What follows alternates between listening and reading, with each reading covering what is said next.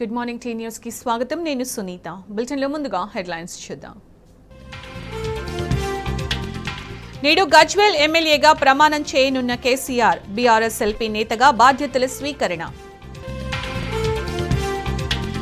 10:30కు కేంద్ర కేబినెట్ భేటీ, తాత్కాలిక బడ్జెట్కు ఆమోదం. 11 గంటలకు లోక్సభలో ప్రవేశపెట్టనున్న ఆర్థిక మంత్రి.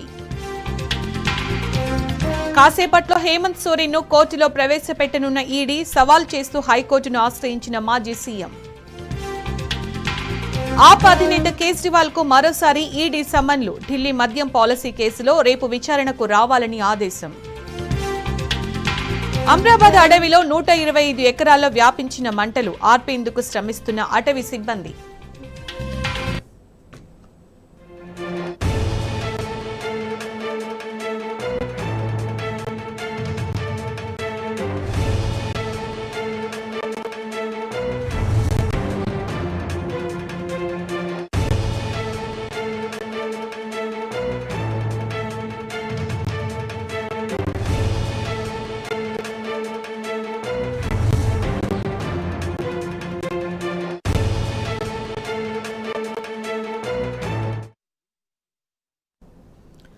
కేంద్రం ఇవాళ పార్లమెంటులో ఓటాన్ అకౌంట్ బడ్జెట్ ను ప్రవేశపెట్టనుంది. ఉదయం 11 గంటలకు మధ్యంతర బడ్జెట్ ప్రవేశపెట్టనున్నారు కేంద్ర ఆర్థిక మంత్రి నిర్మలా సీతారామన్. ఈసారి కూడా డిజిటల్ రూపంలోనే బడ్జెట్ కాపీని అందుబాటులోకి తీసుకురానున్నారు.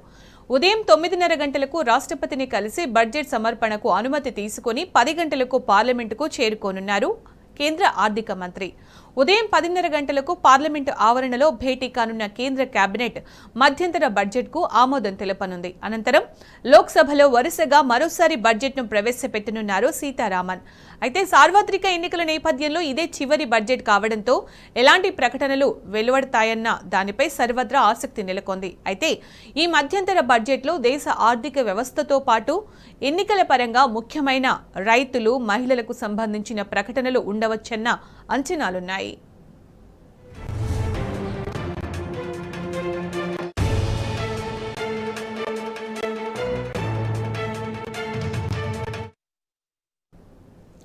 సార్వత్రిక ఎన్నికలకు ముందు కేంద్రం ఎలాంటి నిర్ణయాలు తీసుకుంటుందనే దానిపై అందరిలోనూ ఆసక్తి నెలకొంది. ఓటాన్ అకౌంట్ బడ్జెట్లో మధ్యతరగతి వర్గాలకు కేంద్ర వర్గాలు ప్రకటించే అవకాశం ఉందనే అంచనాలతో ప్రజలు ఆసక్తిగా ఎదురుచూస్తున్నారు. మరికొన్ని గంటల్లో నిర్మలా సీతారామన్ బడ్జెట్ ప్రవేశపెట్టనుండటంతో ప్రజల్లో భారీ అంచనాలు నెలకొన్నాయి.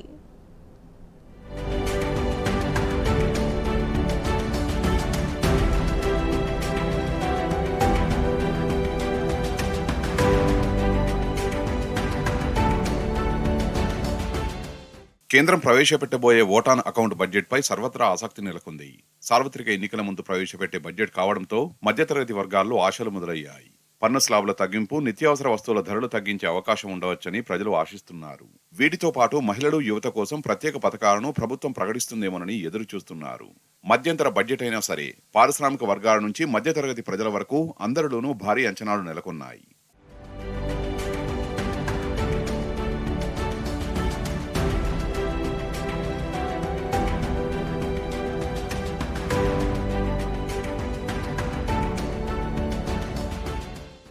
ముఖ్యంగా పెట్రోల్, డీజిల్ ధరలు తగ్గుతాయని పేద, మధ్యతరగతి వర్గాలు ఆశిస్తున్నాయి. అధిక పెట్రోల్ ధరల కారణంగా ప్రభుత్వ చమురు రిటైల్ కంపెనీలు ఇప్పటికే అధిక లాభాలను కళ్లజూశాయి. ఈ లాభాలను ప్రజలకు కూడా కొంత మళ్లించే అవకాశం ఉందని రాజకీయ విశ్లేషకులు భావిస్తున్నారు. లీటర్ పెట్రోల్, డీజిల్ పై 5 నుంచి 10 రూపాయల వరకు తగ్గించవచ్చని చెబుతున్నారు. పెట్రోల్ ఉత్పత్తులపై ఎక్సైజ్ సుంకం తగ్గించడం, విద్యుత్ వాహనాలకు రాయితీ పొడిగింపు వంటి ప్రకటనలు బడ్జెట్ రోజు వెలువడొచ్చని భావిస్తున్నారు.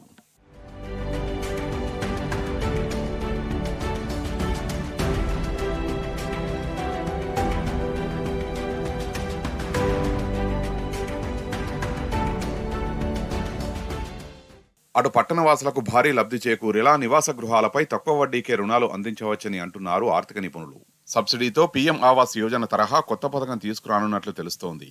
ఈ తరహా పథకం అమలు చేస్తే బాగుంటుందని ఓ కేంద్ర మంత్రి గతంలో వ్యాఖ్యానించడం కూడా ఈ వాదనకు బలం చేకూరుస్తోంది. అంతేకాకుండా దేశవ్యాప్తంగా అమలవుతున్న పీఎం కిసాన్ కింద ఇచ్చే నగదు మొత్తాన్ని మరింత పెంచే అవకాశం ఉన్నట్లు తెలుస్తోంది. పలు రాష్ట్ర ప్రభుత్వాలు రైతులకు ఇంతకంటే ఎక్కువ మొత్తం ఇస్తుండటంతో కేంద్ర ప్రభుత్వం కూడా నగదు సాయాన్ని పెంచాలని ఆలోచిస్తున్నట్లు సమాచారం. పీఎం కిసాన్ మొత్తాన్ని దాదాపు 9,000 రూపాయలకు పెంచే అవకాశం ఉందని అంచనా వేస్తున్నారు.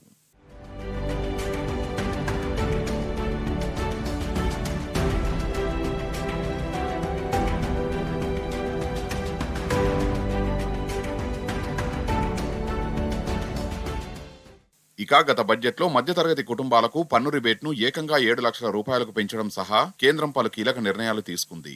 దీంతో ఈసారి కూడా ఇలాంటి నిర్ణయం తీసుకుంటుందని మధ్యతరగతి కుటుంబాలు ఆశిస్తున్నాయి. ఇన్కంపై స్టాండర్డ్ డిడక్షన్ ప్రస్తుతం 50,000 రూపాయలుగా ఉంది. కొత్త పాత పన్ను విధానాల్లో ఈ డిడక్షన్ను 1,00,000 రూపాయలకు పెంచాలని ఆకాంక్షిస్తున్నాయి.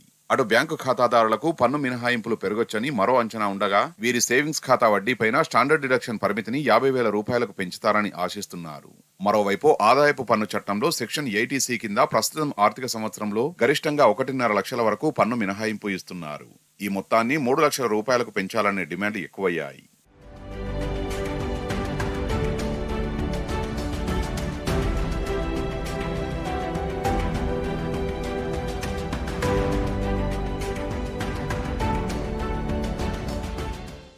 అయితే ప్రజల ఆశలకు భిన్నంగా ఆర్థిక నిపుణుల అంచనాలు ఉన్నాయి. 3-4 నెలల్లో ఎన్నికలు ఉన్నా సరే కొన్ని అంశాల్లో కేంద్రం మినహాయింపులు ఇవ్వకపోవచ్చని నిపుణులు అంచనా వేస్తున్నారు. దీర్ఘకాలిక ఆర్థిక సంస్కరణల జోలికి వెళ్లకుండా ఇప్పటి పద్ధతుల సంగతే చూడాలని ప్రభుత్వం భావిస్తున్నట్లు చెబుతున్నారు. అందుకే ప్రభుత్వం ఎలాంటి నూతన ప్రతిష్టాత్మక పథకాలను ప్రారంభించే అవకాశం లేదని స్పష్టం చేస్తున్నారు.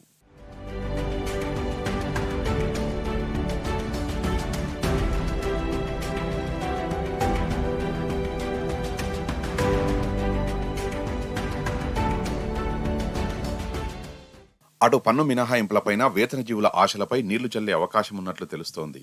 పూర్తి బడ్జెట్ను ప్రవేశపెట్టిన సందర్భాల్లో మాత్రమే పన్ను స్లాబుల్లో మార్పులు చేసిన కేంద్రం ఇప్పుడు మధ్యంతర బడ్జెట్ ప్రవేశపెడుతుండటంతో పన్ను శ్రేణుల్లో సవరణలు చేయకపోవచ్చని అంటున్నారు.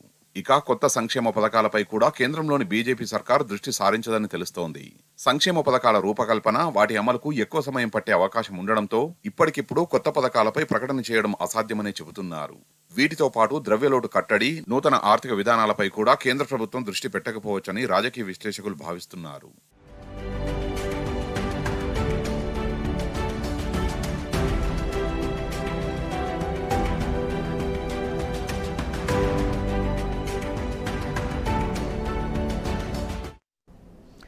జార్ఖండ్ రాజకీయాల్లో అనూహ్య పరిణామాలు చోటు చేసుకుంటున్నాయి. ల్యాండ్ స్కామ్ మనీ లాండరింగ్ కేసులో సీఎం హేమంత్ సోరెన్ను ఈడీ అరెస్టు చేసింది. ఆయన్ను రాంచీలోని ఈడీ కార్యాలయానికి తరలించారు అధికారులు. అయితే ఈడీ సమన్లపై హేమంత్ సోరెన్ జార్ఖండ్ హైకోర్టులో రిట్ పిటిషన్ వేశారు. ఈ పిటిషన్పై ఉదయం 10:30కు విచారణ జరపనుంది ప్రధాన న్యాయమూర్తి జస్టిస్ శ్రీ చంద్రశేఖర్ నేతృత్వంలోని ధర్మాసనం.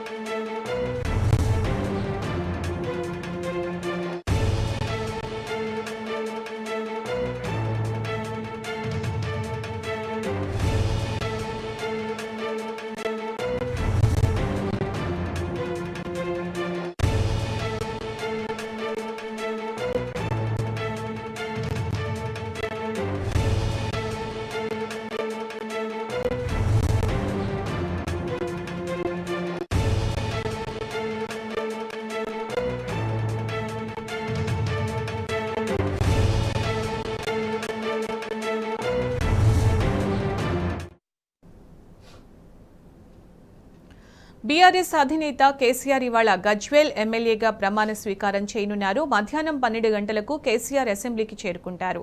సభాపతి గడ్డం ప్రసాద్ ఛాంబర్లో గజ్వేల్ ఎమ్మెల్యేగా కేసీఆర్ ప్రమాణం చేస్తారు. అనంతరం ప్రతిపక్ష నేత ఛాంబర్లో ప్రత్యేక పూజలు చేసి బీఆర్ఎస్ ఎల్పీ నేతగా బాధ్యతలు చేపడతారు. ఛాంబర్లో ప్రత్యేక పూజలు చేస్తారు. కేసీఆర్ తుంటి ఎముకకు ఆపరేషన్ కావడంతో డాక్టర్ల సూచన మేరకు ఆయన గత కొంతకాలంగా విశ్రాంతి తీసుకుంటున్నారు. ఇటీవల కర్ర సాయంతో నడవగలుగుతున్నారు. కేసీఆర్ ప్రమాణ స్వీకార కార్యక్రమానికి బీఆర్ఎస్ ఎమ్మెల్యేలందరినీ ఆహ్వానించారు.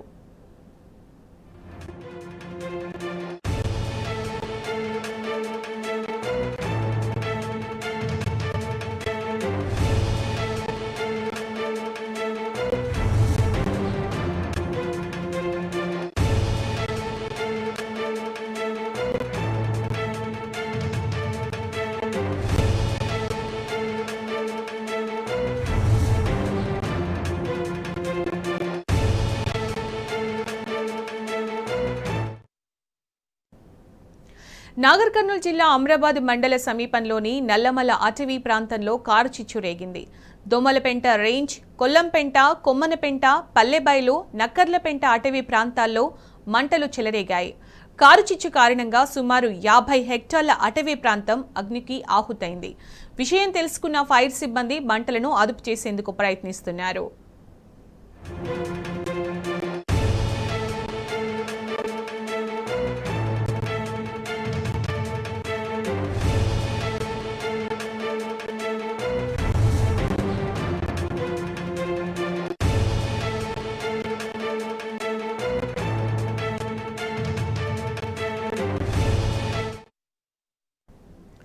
ఉన్నమాటంటే ఉలిక్కి పడినట్లుగా ఉంది కాంగ్రెస్ పరిస్థితి. రేవంత్ రెడ్డి పీసీసీ పదవిపై సాక్షాత్తు ఆ పార్టీ నేతల మాటలనే బీఆర్ఎస్ వర్కింగ్ ప్రెసిడెంట్ కేటీఆర్ ప్రస్తావిస్తే హస్తం నేతలు ఆగమవుతున్నారు.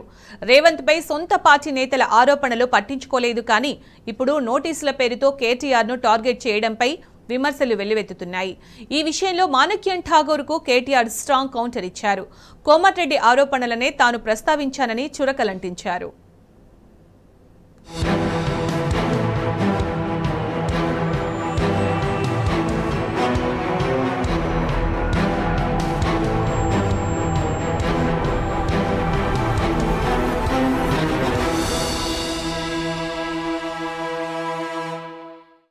రాష్ట్రంలో కాంగ్రెస్ సర్కారులో ఎవరి గోల వారిదే.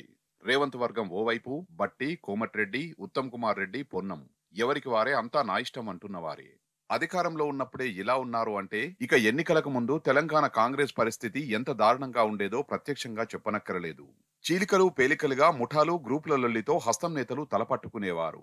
ముఖ్యంగా పీసీసీ చీఫ్ గా రేవంత్ రెడ్డిని ప్రకటించిన తర్వాత టీ కాంగ్రెస్ లో ఓ యుద్ధ వాతావరణమే కనిపించింది. రేవంత్ రెడ్డి వర్సెస్ సీనియర్లుగా పెద్ద వారే నడిచింది. సీనియర్లకు నచ్చజెప్పలేక పార్టీ హైకమాండ్ తలపట్టుకున్న దాఖలాలెన్నో. రేవంత్ రెడ్డి పెత్తనాన్ని సహించేది లేదంటూ పాత కాంగ్రెస్ నేతలంతా ఎన్నోసార్లు మీటింగులు కూడా ఏర్పాటు చేసుకున్నారు.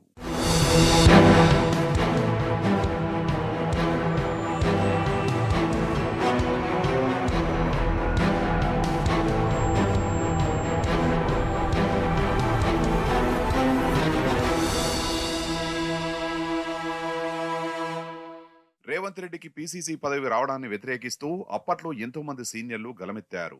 ఉత్తమ్ కుమార్ రెడ్డి, విహెచ్, దామోదర్ రాజనరసింహ, కోమటిరెడ్డి, జగ్గారెడ్డి, మహేష్ కుమార్ గౌడ్ లాంటి వారంతా హైకమాండ్ తీరుపై అసహనం వ్యక్తం చేశారు. ప్రత్యేకంగా భేటీ అయి పార్టీ పెద్దల తీరును ఎండగట్టారు. విహెచ్ అయితే ఏకంగా హైకమాండ్ కు లెటర్ రాసి మరీ తన అభ్యంతరాన్ని వ్యక్తం చేశారు.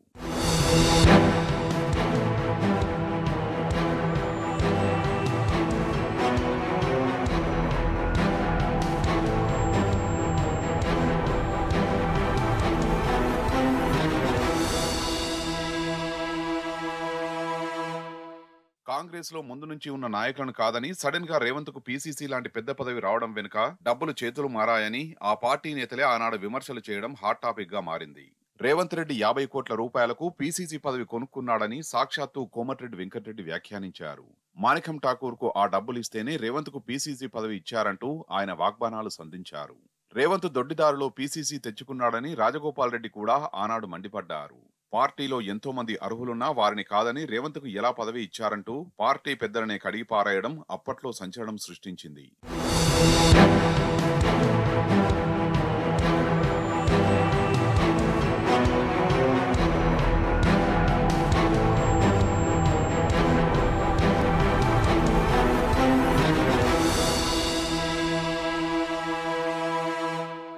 కోమటిరెడ్డి బ్రదర్స్ మాత్రమే కాదు, ఉత్తమ్, జగ్గారెడ్డి లాంటి వారు కూడా రేవంత్ రెడ్డి తీరును మీడియా సాక్షిగానే ఎండగట్టారు.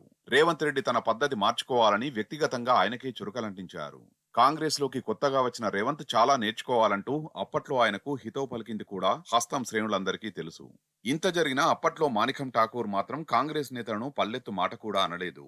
కనీసం ఆ వ్యాఖ్యలపై తాను కూడా స్పందించలేదు. కానీ దొంగలు పడ్డ 6 నెలలకు అన్న చందంగా ఇప్పుడు కేటీఆర్ ను టార్గెట్ చేస్తూ మాణిక్యం ఠాకూర్ నోటీసులు పంపడంపై విమర్శలు వెల్లువెత్తుతున్నాయి.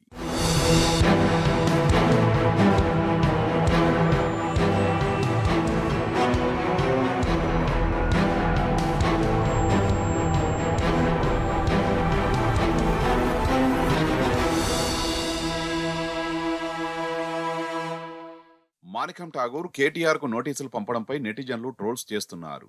నిజానికి కాంగ్రెస్ నేతలే రేవంత్ విషయంలో విమర్శనాస్త్రాలు సంధించారు. మాణికం ఠాగూర్ పీసీసీ చీఫ్ పదవిని అమ్ముకున్నారని ఆరోపించారు. ఇదంతా ఆన్ రికార్డ్, అన్ని టీవీల్లో వచ్చింది. సోషల్ మీడియాలో తెగ వైరల్ అయిన వ్యవహారమే. అప్పట్లో జరిగిన ఈ డైలాగ్ వార్ను బీఆర్ఎస్ వర్కింగ్ ప్రెసిడెంట్ కేటీఆర్ మరోసారి ప్రస్తావించారు. కాంగ్రెస్ నేతలే రేవంత్ 50 కోట్ల టాపిక్ ను తెరపైకి తెచ్చారని గుర్తు చేశారు. కానీ ఈ వాస్తవాలన్నీ పక్కనబెట్టి కాంగ్రెస్ నేత మాణికం ఠాగూర్ కేటీఆర్ కు నోటీసులు పంపారు.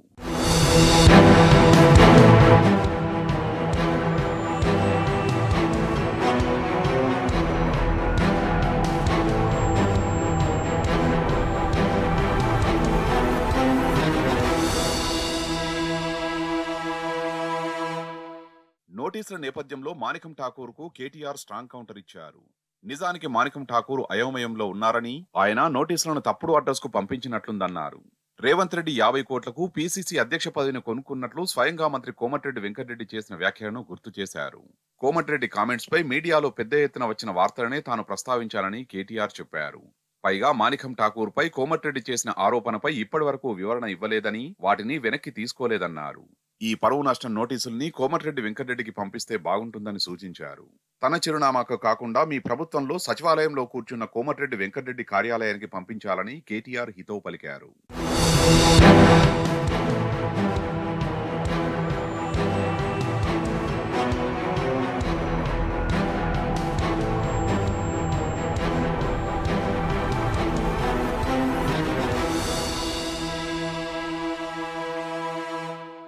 ఇప్పటికైనా మాణికం ఠాగూర్ కానీ కాంగ్రెస్ పెద్దలు కానీ తెలుసుకోవాల్సింది ఏంటంటే, కాంగ్రెస్ నేతల మాటలనే కేటీఆర్ ప్రస్తావించారు. అది జనమందరూ చూసినా విన్నా సోషల్ మీడియాలో షేర్లతో ట్రోల్ చేసినా అసలు నిజం. ఈ లాజిక్ తెలుసుకోకుండా కేటీఆర్ కు నోటీసులు పంపడం ఏంటో కాంగ్రెస్ నేతలకే తెలియాలి. మొత్తానికి నోటీసుల రాజకీయంతో మాణికం ఠాగూర్ మరోసారి నెటిజన్స్ కు దొరికిపోయారు. అందుకే సెటైర్లు, కౌంటర్లు, ట్రోల్స్ వెల్లువెత్తుతున్నాయి.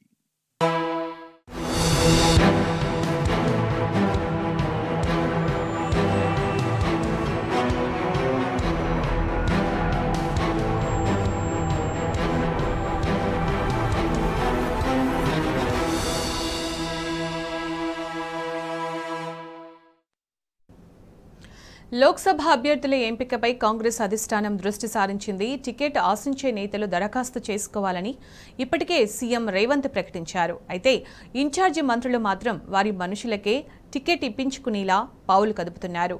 పేరుకే దరఖాస్తులు ఆహ్వానిస్తున్నారన్న విమర్శలు చేస్తున్నారు సొంత పార్టీ నేతలు.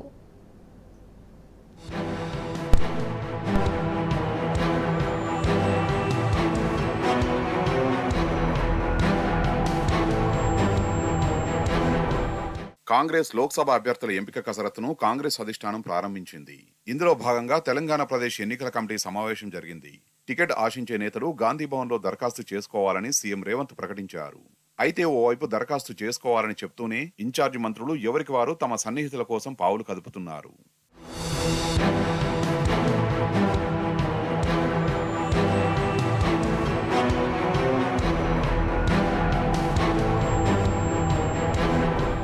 పార్లమెంటు నియోజకవర్గానికి ఒక మంత్రిని ఇన్ఛార్జిగా నియమించింది కాంగ్రెస్ అధిష్టానం. CM Revanth, deputy CM Bhatti, మంత్రి పొంగులేటికి 2 నియోజకవర్గాలకు ఇన్ఛార్జీలుగా నియమించింది. ఇన్ఛార్జీలుగా ఉన్న మంత్రులు తమ సన్నిహితులకు టికెట్ దక్కించుకునేలా ప్లాన్ చేస్తున్నారు.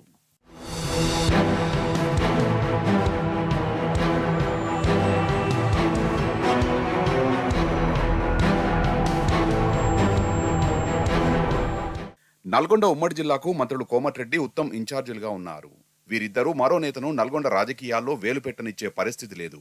ఖమ్మంలో సోనియాను పోటీ చేయాలని కోరినా ఆమెకు పోటీపై ఆసక్తి లేకపోతే రేణుకా చౌదరి ఆ సీటు నాదే అంటోంది.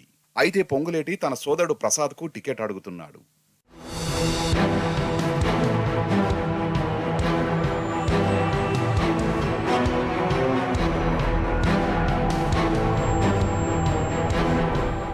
వరంగల్, మహబూబాబాద్ పార్లమెంటు ఇన్ఛార్జిగా ఉన్న పొంగులేటి 2 పార్లమెంటు స్థానాల్లో తాను సూచించిన వారికే టికెట్ ఇవ్వాలని కోరుతున్నారు. అటు డిప్యూటీ సీఎం భట్టి సైతం తన సన్నిహితులకు సీట్లు ఇప్పించుకునేలా పావులు కదుపుతున్నారు. మిగతా మంత్రులు కూడా ఎవరికి వారు సన్నిహితుల కోసం పావులు కదుపుతుండగా ఇక దరఖాస్తులు చేసుకోవడం ఎందుకని ప్రశ్నిస్తున్నారు దిగువ శ్రేణి నేతలు.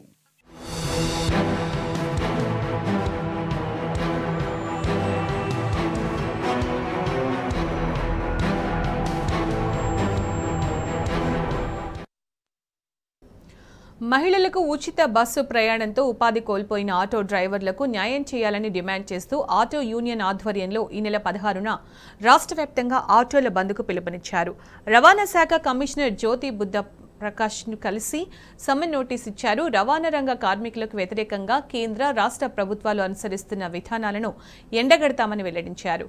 ఈ బంద్కు బీఆర్టీయూ, సిఐటియు, ఎఫ్యూటీయూ, ఏఎఫ్టీయూ తదితర సంఘాలు మద్దతు తెలిపాయి. రవాణా రంగ కార్మికులకు సంక్షేమ బోర్డు ఏర్పాటు చేయాలని డిమాండ్ చేశారు. ప్రతి ఆటో డ్రైవర్కు నెలకు 15,000 చెల్లించాలని కోరారు. ప్రభుత్వం స్పందించకపోతే ఉద్యమం ఉధృతం చేస్తామని హెచ్చరించారు.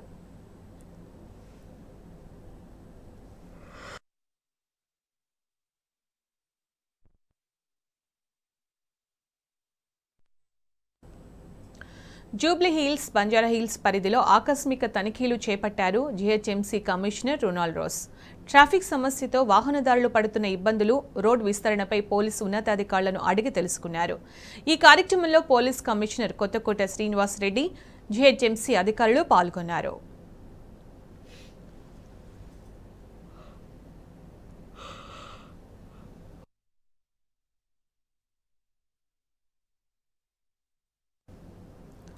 ఇన్నోవేషన్ రంగంలో తెలంగాణ నంబర్ 1గా నిలిచింది. సరికొత్త ఆవిష్కరణల్లో దేశంలోనే అగ్రస్థానాన్ని సాధించిందని ఎకోరాప్ 3i నివేదిక వెల్లడించింది.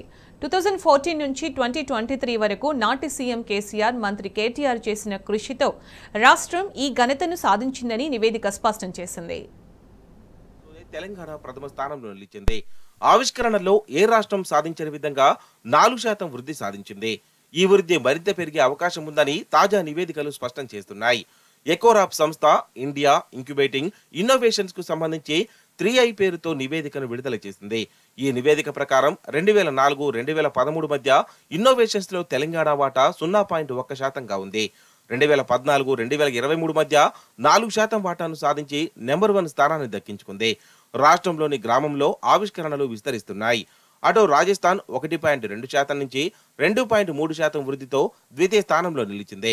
ఇక నాటి ఐటీ పరిశ్రమల శాఖ మంత్రిగా కేటీఆర్ ఆవిష్కరణలు ప్రోత్సహించేందుకు పెద్ద ఎత్తున చర్యలు చేపట్టారు.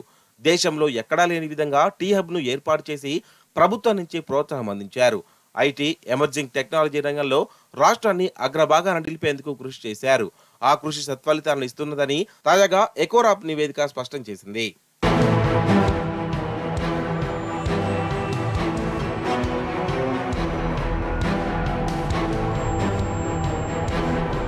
3i నివేదిక ప్రకారం దేశంలో electronics, electrical, physics, biotechnology, civil, మెటాలజీ తదితర రంగాల్లో ఆవిష్కరణలు అధికంగా జరుగుతున్నాయి. గుజరాత్, తెలంగాణ, రాజస్థాన్, పంజాబ్, హర్యానా తదితర రాష్ట్రాలు ఇంటెలెక్చువల్ ప్రాపర్టీ ఇన్నోవేషన్ లో నాయకత్వ స్థానానికి ఎదుగుతున్నాయి. భారత్ లో 2004-13 మధ్య కాలంలో సింగిల్ ఇన్వెంటర్స్ వాటా 22.9% ఉండగా 2014-23 మధ్య ఇది 35.5%కి చేరిందని ఎమర్జింగ్ టెక్నాలజీ నిపుణులు 7 Seas ఎంటర్టైన్మెంట్ ఎండి ఎల్ మారుతి శంకర్ తెలిపారు. ఉత్తరాఖండ్, ఒడిశా, అండమాన్ నికోబార్ దీవులతో పాటు ఛత్తీస్గఢ్, జమ్మూ కాశ్మీర్, పుదుచ్చేరి, హిమాచల్ ప్రదేశ్ తదితర రాష్ట్రాల్లో కూడా ఆవిష్కరణలు వృద్ధి చెందుతున్నట్లు 3i నివేదిక తెలిపింది.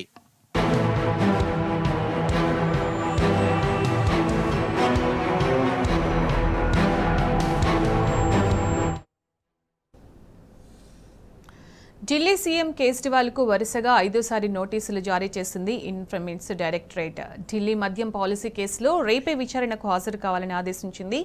మొదట 2023లో నవంబర్ 2, డిసెంబర్ 21 ఈ ఏడాదిలో జనవరి 3, 18న నోటీసులు జారీ అయ్యాయి. అయితే 4 నెలలుగా ఈడీ సమ్మన్లను తిరస్కరిస్తున్నారు కేజ్రీవాల్. ఈ నోటీసులను తమ లీగల్ టీం పరిశీలిస్తుందన్నారు. దీనిపై త్వరలోనే నిర్ణయం తీసుకుంటామని తెలిపారు కేజ్రీవాల్.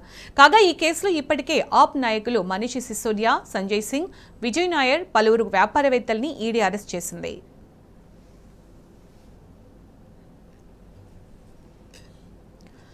ఇండియా కూటమి చెల్లాచెదురైంది. కూటమికి అత్యంత ప్రధానమైన యూపీ, బీహార్, బెంగాల్లో సీట్ల కొట్లాట మొదలైంది. పొత్తులు జాంతానయ్యంటూ కాంగ్రెస్కు తేల్చి చెబుతున్నాయి పలు పార్టీలు. రాహుల్ గాంధీ చేతగానితనం వల్లే ఈ పరిస్థితి అంటూ బీహార్ సీఎం నితీష్ కుమార్ సెటైర్లు వేశారు. రాహుల్ పప్పుగానే మిగిలిపోతాదని ఎద్దేవా చేశాడు. బెంగాల్లో సింగిల్గానే పోటీ చేస్తామని టీఎంసీ చెబుతోంది. మరోవైపు యూపీలోనూ సేమ్ సీన్ కనిపిస్తోంది. కాంగ్రెస్కు 20 సీట్లకు మించి ఇచ్చేది లేదని అఖిలేష్ చెబుతున్నారు. ఇక పంజాబ్లోనూ పొత్తు ఉండదని ఇప్పటికే ఆప్ కరాఖండిగా చెప్పేసింది.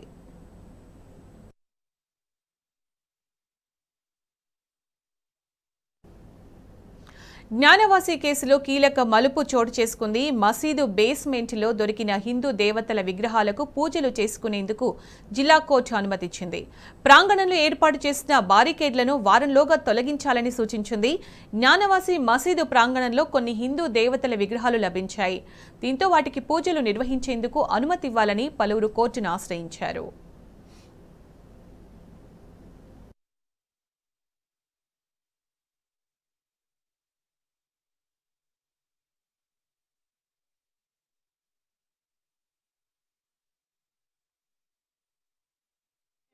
जो हमने पूजा की मांग की थी, हमारी प्रार्थना पत्र को माननीय न्यायालय ने अलाउ कर दिया है और वहाँ पे पूजा का आदेश पारित कर दिया है। जो ऑपरेटिव पोर्शन है कोर्ट के ऑर्डर का वो मैं पढ़ के आपको सुना रहा हूँ। जिला मजिस्ट्रेट वाराणसी रिसीवर को निर्देशित किया जाता है कि वह सेटलमेंट प्लॉट नंबर 9130 थाना चौक जिला वाराणसी में स्थित भवन के दक्षिणी की तरफ स्थित तहखाने में जो वादप्रस्त संपत्ति है, वादी तथा काशी विश्वनाथ ट्रस्ट बोर्ड के द्वारा निषिद्ध पुजारी से पूजा राग भोग तहखाने में स्थित मूर्तियों का कराएं और इस उद्देश्य से 7 दिन के भीतर लोहे की बाड़ आदि में उचित प्रबंध करें। ये कोर्ट का ऑपरेटिव पोर्शन है। तो माननीय न्यायालय ने कहा है कि वहाँ पे जो बैरिकेडिंग है उसमें उचित व्यवस्था करके जो जिला प्रशासन है वहाँ पे राग भोग और पूजा पाठ आदि शुरू करें।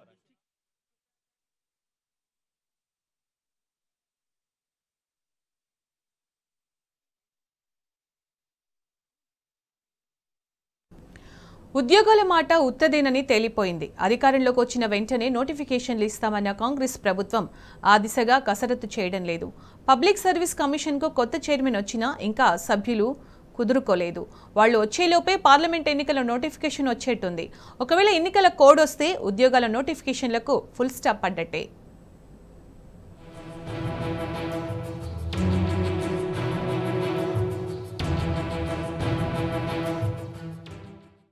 కాంగ్రెస్ పార్టీ ఉద్యోగాల హామీ ఒట్టి బూటకమేనని తేలిపోయింది. గ్రూప్ 1తో సహా రద్దయిన ఉద్యోగాల భర్తీకి తాజా నోటిఫికేషన్లు ఇప్పట్లో వచ్చే అవకాశం కనిపించడం లేదు. ఫిబ్రవరి చివరి వారంలో నోటిఫికేషన్లు ప్రకటించేందుకు తెలంగాణ పబ్లిక్ సర్వీస్ కమిషన్ సన్నాహాలు చేస్తున్నా లోక్సభ ఎన్నికల షెడ్యూల్ ఇందుకు అడ్డంకిగా మారే సూచనలు కనిపిస్తున్నాయి. ఇటీవలే టీఎస్పీఎస్సీ చైర్మన్ గా బాధ్యతలు చేపట్టిన retired DGP IPS Mahender Reddy నోటిఫికేషన్ల జారీపైనే ప్రధానంగా దృష్టి సారించినట్టు తెలుస్తోంది. మహేందర్ రెడ్డితో పాటు మరో 5గురిని సర్వీస్ కమిషన్ సభ్యులుగా నియమించినా అందులో ఇంకా 2 బాధ్యతలు స్వీకరించాల్సి ఉంది. అయితే సభ్యులు కుదురుకునే లోపే ఎన్నికల నోటిఫికేషన్ వచ్చే అవకాశం కనిపిస్తోంది. అదిగాని వస్తే ఇక అన్ని నోటిఫికేషన్లకు బ్రేక్ పడినట్టే. లోక్సభ ఎన్నికల నోటిఫికేషన్ ఫిబ్రవరి 2వ వారంలో జారీ అయ్యే అవకాశం ఉన్నందున ఈలోపే నోటిఫికేషన్లు ఇవ్వాలా లేక ఎన్నికల సంఘం అనుమతి తీసుకుని నోటిఫికేషన్ జారీ చేయాలా, ఎన్నికల ప్రవర్తన నియమావళి అమల్లోకి వచ్చిన తర్వాత ఉద్యోగాల భర్తీకి ప్రకటన ఇవ్వాలా అనే విషయంలో ప్రభుత్వం ఎటూ తేల్చుకోలేకపోతున్నట్టు సమాచారం. ఒకవేళ ఎన్నికల సంఘాన్ని ఆశ్రయించి నోటిఫికేషన్ల జారీకి అనుమతి కోరినా అంగీకరించకపోతే అనవసర ఇబ్బందులు ఉంటాయన్న భావనతో అధికారులు ఉన్నట్లు తెలుస్తోంది. అందుకే నోటిఫికేషన్ల విషయంలో సర్వీస్ కమిషన్ మల్లగుల్లాలు పడుతున్నట్టు సమాచారం. లోక్సభ ఎన్నికలకు సంబంధించిన కోడ్ అమల్లోకి వస్తే ఆ ఎన్నికల ఫలితాలు ప్రకటించే వరకు జాతీయ స్థాయిలో ఎలాంటి ప్రభుత్వ ఉద్యోగాల భర్తీకి సంబంధించిన నోటిఫికేషన్లు ఇచ్చే అవకాశం లేదు. ఫిబ్రవరి 2వ వారంలో ఎన్నికల సంఘం షెడ్యూల్ను ప్రకటించిన నాటి నుంచి ప్రవర్తనా నియమావళి అమల్లోకి వస్తుంది. మార్చి నెల చివరిలో లేదా ఏప్రిల్ నెలలో ఎన్నికలు జరిగి ఫలితాలను ఆ నెల చివరి వారంలో ప్రకటించే అవకాశాలున్నాయని అధికార వర్గాల ద్వారా తెలుస్తోంది. ఈ ప్రక్రియ అంతా పూర్తయి ఉద్యోగాల భర్తీకి సంబంధించిన నోటిఫికేషన్లు మే నెలలోనే విడుదలయ్యే అవకాశాలున్నాయి. అంటే నిరుద్యోగ యువత అప్పటి వరకు వేచి చూడక తప్పదు.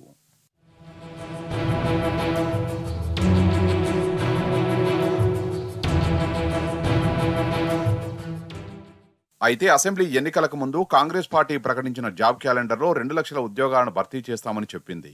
ఉద్యోగాల నోటిఫికేషన్ల జారీ తేదీలు, నెలల్ని జాబ్ క్యాలెండర్లో ప్రకటించింది. ఫిబ్రవరి 1న గ్రూప్ 1 నియామకాల నోటిఫికేషన్ జారీ చేస్తామని జాబ్ క్యాలెండర్లో ప్రకటించారు. ఫిబ్రవరి 1కి ఇంకా ఒక్కరోజు వ్యవధి మాత్రమే ఉండడంతో గ్రూప్ 1 నోటిఫికేషన్ ఇవ్వడం సాధ్యం కాకపోవచ్చని టీఎస్పీఎస్సీ వర్గాలు చెబుతున్నాయి. అటు గ్రూప్ 3 నియామకాలను 2 విడతల్లో చేపడతామని, మొదటి విడత జూన్ 1న, రెండో విడత డిసెంబర్ 1న అని జాబ్ క్యాలెండర్లో కాంగ్రెస్ పార్టీ ప్రకటించింది. గ్రూప్ 4 నియామకాలను కూడా 2 విడతల్లో నిర్వహిస్తామని చెప్పింది. ఉపాధ్యాయ నియామకాల నోటిఫికేషన్లను ఏప్రిల్ 1న, ట్రాన్స్పోర్ట్ కానిస్టేబుళ్లు, ఆబ్కారీ, ఇతర యూనిఫామ్ సిబ్బంది భర్తీకి మార్చి 1న నోటిఫికేషన్లు ఇస్తామని చెప్పింది. అయితే పార్లమెంటు ఎన్నికల కోడ్ వస్తే అవన్నీ ఆగిపోక తప్పదని విశ్లేషకులు అంటున్నారు. ఒకవైపు ప్రశ్నపత్రాలు రద్దయిన గ్రూప్ 1, డిఏఓ, అసిస్టెంట్ ఎగ్జిక్యూటివ్ ఇంజనీర్ల పరీక్షల్ని తాజాగా నిర్వహించేందుకు ఏర్పాట్లు చేయడంతో పాటు వాయిదా పడిన గ్రూప్ 2 పరీక్షల్ని జరపాల్సి ఉంది. గ్రూప్ 3 హాస్టల్ వెల్ఫేర్ అధికారుల నియామకానికి సంబంధించిన పరీక్షల తేదీల్ని కూడా ప్రకటించాల్సి ఉంది. గ్రూప్ 4 పరీక్ష నిర్వహించి 6 నెలలవుతున్నా ఫలితాలను ప్రకటించలేదు. గురుకుల పాఠశాలల్లో ఉపాధ్యాయుల నియామకానికి పరీక్ష జరిపినా ఫలితాల అతీగతి లేదు. రద్దయిన పరీక్షలు నిర్వహించి ఫలితాలు ఇవ్వడం, వాయిదా వేసిన పరీక్షలను నిర్వహిస్తూనే కొత్త ఉద్యోగాల భర్తీకి తాజా నోటిఫికేషన్లు ఇచ్చేందుకు కార్యాచరణ రూపొందించుకోవాల్సిన పరిస్థితి ఏర్పడింది. కొత్తగా బాధ్యతలు చేపట్టిన టీఎస్పీఎస్సీ పాలక మండలి ఈ అంశాలపై త్వరితగతిన నిర్ణయాలు తీసుకోవాలని నిరుద్యోగులు కోరుతున్నారు.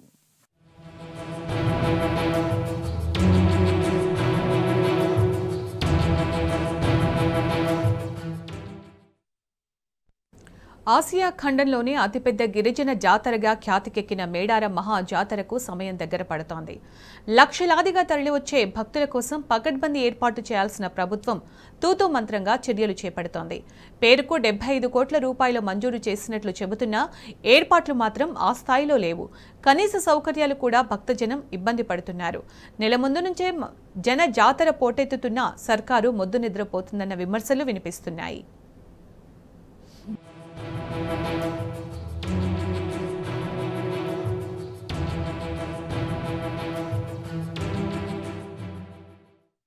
ప్రపంచ ప్రఖ్యాతిగాంచిన సమ్మక్క సారలమ్మ మహాజాతరకు సమయం ఆసన్నమవుతోంది. ములుగు జిల్లా తాడ్వాయి మండలం మేడారంలో గిరిజన జాతర మరికొద్ది రోజుల్లో ప్రారంభం కానుంది. రాష్ట్రంలోని నలుమూలల నుంచే కాకుండా ఇతర రాష్ట్రాలు, దేశాల నుంచి కూడా అమ్మవార్లకు భక్తులు లక్షలాదిగా మేడారంలో మొక్కులు చెల్లించుకుంటారు.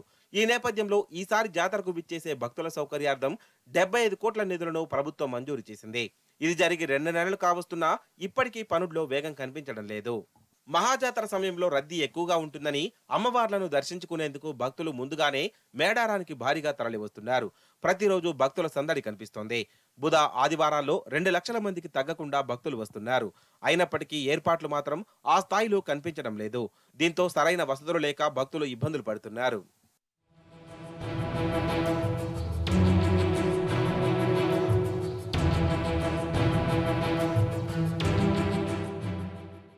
జాతరకు వచ్చే భక్తులు జంపన్నవాగు ప్రాంగణంలోనే స్నానాలు ఆచరించడం ఆనవాయితీ. అయితే జంపన్నవాగులో స్నానాలు చేసిన అనంతరం మహిళలు దుస్తులు మార్చుకోవడానికి సౌకర్యాలు లేవు. 1-2 బట్టలు మార్చుకునే గదులు ఉన్నా అక్కడ వసూళ్ల దందా కొనసాగుతుంది. ప్రైవేట్ వ్యక్తులు ఇక్కడ డబ్బులు వసూలు చేస్తున్నారు. అలాగే జాతరకు వచ్చే రోడ్లకు కూడా ఇప్పటిదాకా మరమ్మతులు చేపట్టలేదు. దాదాపు 1,50,00,000 మంది భక్తులు తరలి వచ్చే జాతరకు ప్రభుత్వం ఇప్పటిదాకా ఏర్పాట్లను పూర్తి చేయకపోవడంపై విమర్శలు వెల్లువెత్తుతున్నాయి. కనీసం ట్రాఫిక్ ను నియంత్రించే పరిస్థితి కూడా లేదని భక్తులు మండిపడుతున్నారు. ఇప్పటికైనా సరైన ఏర్పాట్లు చేయాలని భక్తులు కోరుతున్నారు. నా పేరు కాలమ్మ. మేము ఎప్పటి నుండో వస్తున్నాం. నా కొడుకు చిన్న పిల్లగానప్పటి నుంచి, నా బిడ్డ 9 ఏళ్ల నుంచి. అప్పటికిప్పటికి చాలా మంచిగా మారిపోయింది జాతర. ఇప్పుడు ఇక ఒక నెల ముందు వచ్చి మా మొక్కులప్ప చెప్పుకుందామంటేనే మస్తు మంది ఉన్నారు. ఇక రేపు మస్తు పబ్లిక్ ఉంటారు. ఇంకెంత మంది ఉంటారు. మస్తు డెవలప్ అయ్యేటట్టుంది. చాలా మంది. వాష్రూమ్ లేవు, స్నానం చేసుకోవడానికి, బట్టలు మార్చుకోవడానికి రూములు లేవు. స్నానాలకు ఇబ్బంది ఉంది. ఆడవాళ్ళకి మస్తు ఇబ్బంది ఉన్నది. సుదూర ప్రాంతాల నుంచి వచ్చే భక్తులు ఒకరోజు అమ్మవారి సన్నిధిలో ఉండాలని కోరుకుంటారు. ఇందుకోసం హరిత హోటల్లో రూములు బుక్ చేసుకుంటారు. అయితే గత ఏడాది జంపన్నవాగు ఉధృతి ఎక్కువగా ఉండడంతో మేడారం గ్రామమంతా వరదమయమైంది. హరిత హోటల్ పూర్తిగా ధ్వంసమైంది. ప్రభుత్వం నిధులు మంజూరు చేసిన హరిత కాకతీయ హోటల్ మరమ్మతులు ఇంకా చేపట్టలేదు. పేరుకు 75 కోట్ల రూపాయల నిధులు మంజూరు చేసిన సౌకర్యాల కల్పనలో మాత్రం ప్రభుత్వ వైఫల్యం స్పష్టంగా కనిపిస్తోంది. ఇప్పుడు మేము ఏదో జనం అప్పుడే బాగా సౌకర్యాలలో ఇబ్బందులు పడతామని, అసౌకర్యాలు ఉంటాయని మేము ఇప్పుడు వస్తే ఇంత ఒక నెల ముందు వచ్చినా కానీ ఏమాత్రం సౌకర్యాలు లేవు. ఇక్కడ కనీసం రోడ్లు కానీ ఏది కానీ ఇప్పుడు మనం అక్కడ పోతుంటే పబ్లిక్ బాగా ట్రాఫిక్ జామ్ అవుతుంది. పార్కింగ్లు కూడా సరిగ్గా లేవు. ఈడ మాకు చాలా ఇబ్బందులు అవుతున్నాయి. ఇక్కడ స్నానాలకు వాటర్ లేదు, వాగులకు ఇంతవరకు వాటర్ లేదు. అన్ని ఫెసిలిటీస్ చాలా ఇబ్బందిగా ఉన్నాయి. ప్రభుత్వం వెంటనే చర్య తీసుకొని తొందరగా తక్షణం ముమ్మర కార్యక్రమాలు చేపట్టాలని మేము కోరుతున్నాం. మళ్ళీ ఇంకొకటి ఏంటంటే ఫస్ట్ ఇక్కడ పబ్లిక్ చాలా వస్తుంది. ఇక్కడ మన దాంట్లో ఆసియా ఖండంలో పెద్దది, అతిపెద్దది. ఆ పబ్లిక్ను తట్టుకోవాలంటే ఎంత సిబ్బంది అయినా ఎంత సౌకర్యాలు కల్పించినా కానీ తక్కువనే ఉంటాయి. కాబట్టి ప్రభుత్వం దీనికి ఇప్పటికే చాలా రోజులు ముందు నుండి పనిచేసేది ఉండే. ఇప్పుడు మేము వస్తుంటే రోడ్లు కూడా ఇంకా గుంతమయాలనే ఉన్నాయి. రోడ్లు అసలే బాగలేవు. పెద్ద పెద్ద వెహికల్స్ వస్తేనే ఏమన్నా వస్తున్నాయి, కానీ చిన్న చిన్న వెహికల్స్ వస్తే మాత్రం చాలా ఇబ్బందులకు గురవుతున్నారు. కాబట్టి ప్రభుత్వం దీని మీద స్పందించి తక్షణం కార్యక్రమాలు చేయాలని మేము కోరుతున్నాం. జాతరకు ఇంకా నెల రోజుల సమయం ఉన్నా ఇప్పటిదాకా ప్రభుత్వం నుంచి ఆశించినంత స్పందన లేకపోవడంపై విమర్శలు వినిపిస్తున్నాయి. ప్రపంచ ప్రఖ్యాతిగాంచిన ఈ గిరిజన సంబురంపై ఇంత వివక్ష తగదని భక్తులు మండిపడుతున్నారు. ఇప్పటికైనా ప్రభుత్వం మొద్దు నిద్రను వీడి తక్షణమే చర్యలు చేపట్టాలని భక్తులు, స్థానికులు డిమాండ్ చేస్తున్నారు.